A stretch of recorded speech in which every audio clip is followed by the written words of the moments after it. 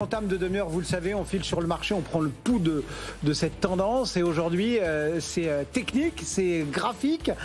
Et c'est Romain Daubry qui suit tout ça pour nous depuis la cellule Info d'Experts de Bourse Direct. Rebonjour Romain. Bon, la tonalité est quand même plus positive qu'il y a une heure quand on discutait avec Jean-Louis et vous.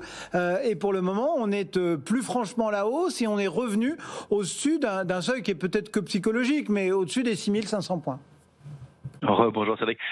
Oui, c'est ça effectivement. On maintient une globale neutralité. C'est plutôt un marché sans tendance et on est plutôt dans cette absence de tendance, dans ce trading range, sous la médiane du trading range. Alors pour vous rappeler les niveaux sur le futur CAC 40, qui est 60 points plus bas que l'indice CAC 40 Cash, c'est sous 6472, 6490 qu'on reste du côté baissier du trading range. Au-delà, on reprendrait des couleurs, mais on est proche de cette médiane pour l'instant et on s'y accroche manifestement. On a des opérateurs qui sont toujours couverts, prudents. Ça, c'est avec une volatilité qui est relativement haute. Ça, c'est toujours signe ce signe de prudence est toujours assez favorable au marché. Il limite les mouvements baissiers s'il en était, et il indique que il y a encore une poche de hausse possible. Pour l'instant, c'est plutôt très mitigé. On voit surtout que les opérateurs sont dans l'attente des résultats des entreprises surtout, et principalement d'attente de visibilité. Je crois que c'est ça qui manque, et en dehors de tous les problèmes et toutes les tensions actuelles. On a défendu et on a préservé des niveaux d'alerte, encore une fois, sur les grands indices majeurs. Alors, je les redonne pour le Nasdaq, c'est la zone 13 105, 13 320. Sur l'Eurostoxx, c'est 3744, 3765, sur lequel on a rebondi encore une fois hier. Sur le CAC 40, sur le futur CAC 40, c'est 6312, 6325 qu'on a encore une fois préservé. Donc, il y a pour l'instant pas de grosse prise d'initiative.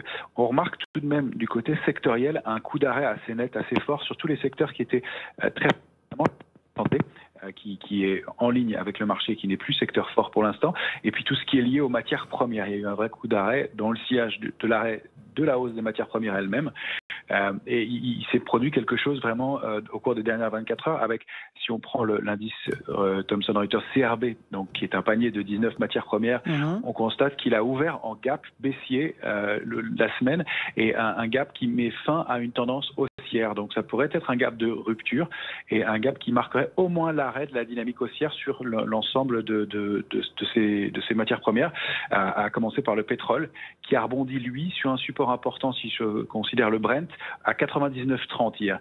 Donc sous 99,30, il y a un risque d'accélération baissière un peu marqué pour le pétrole. Pour l'instant, ce niveau est préservé, mais au moins une latéralisation à venir sur les matières premières, et donc ça a stoppé un peu la progression de tous les secteurs et les valeurs qui étaient liées, en tout cas dans une situation d'attente. Maintenant, si on cherche une logique sectorielle, il y a 4 secteurs qui ressortent un peu du lot. Ce sont les télécoms.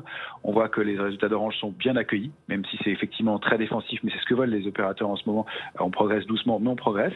La construction, Saint-Gobain, ses résultats aussi sont bien accueillis, et elle performe nettement, près de 4% ce matin. Et puis il y a l'alimentation et les utilities, qui sont des secteurs qui tiennent mieux que le reste dans l'immédiat.